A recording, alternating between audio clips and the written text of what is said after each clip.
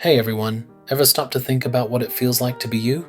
Right now, you're seeing these words, maybe hearing my voice, and having your own thoughts pop into your head. That inner movie playing in your mind, your feelings, your awareness of what's happening around you and inside you. That's what we're talking about when we say consciousness. It's that private, personal experience of being alive. Think about the difference between a rock, which doesn't seem to experience anything, and your pet, which clearly reacts to the world and seems to have its own little inner life.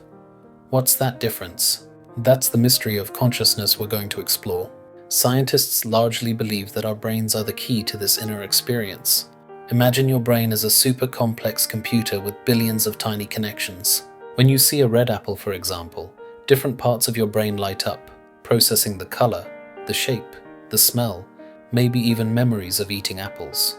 The global workspace theory is like saying that when something is important enough for you to be aware of, your brain broadcasts that information widely, like putting it on a central stage for all the different actors, your senses, memories, etc., to see and react to.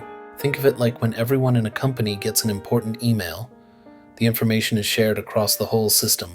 While we can see these brain activities happening when we're conscious, we're still figuring out exactly how those electrical signals and chemical reactions turn into the feeling of seeing red or tasting sweetness.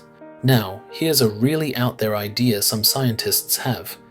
Maybe the very tiny parts inside our brain cells, called microtubules, are doing something special based on the weird rules of quantum physics.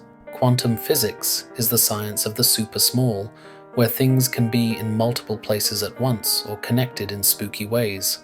The au revoir theory suggests that these tiny tubes might be using these quantum effects, and that this could somehow be linked to our consciousness. Think of it like this. Imagine a regular light switch is either on or off, but a quantum light switch could be both on and off at the same time until you look at it. The idea is that maybe these tiny structures in our brain are doing something similarly strange, and that this quantum weirdness is part of what makes our consciousness so unique and complex. This is a very debated idea, and we don't have solid proof yet, but it's a fascinating way some scientists are trying to tackle this big question.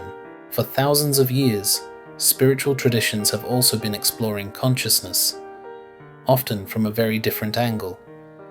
By looking inward, many believe that our everyday awareness is just one layer of a much deeper consciousness. Practices like meditation are seen as ways to quiet the constant chatter of our minds and connect with this deeper level. Imagine your mind as a busy lake with lots of waves and ripples representing your thoughts and feelings. Spiritual practices often aim to calm the surface of the lake so you can see the still deeper water underneath.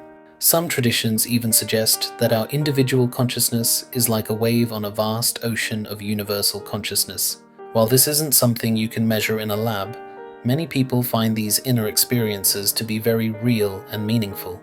So, we've seen how scientists are looking at the brain, some are even exploring the quantum world, and how spiritual traditions offer insights through inner experience. It's like we're all holding different pieces of a giant puzzle, and we're still trying to figure out how they all fit together. Consciousness is this amazing, mysterious thing that makes us who we are, allowing us to experience joy, sadness, and everything in between. Even though we can't put consciousness under a microscope and measure it directly right now, the quest to understand it is one of the most exciting and important challenges in science and philosophy. What are your own experiences of being aware? What makes you feel truly present? Think about those moments. And if you found this interesting, I encourage you to keep exploring. There are tons of great books, articles, and videos out there that delve deeper into consciousness. Share this with someone you think would find it fascinating, and let's keep the conversation going.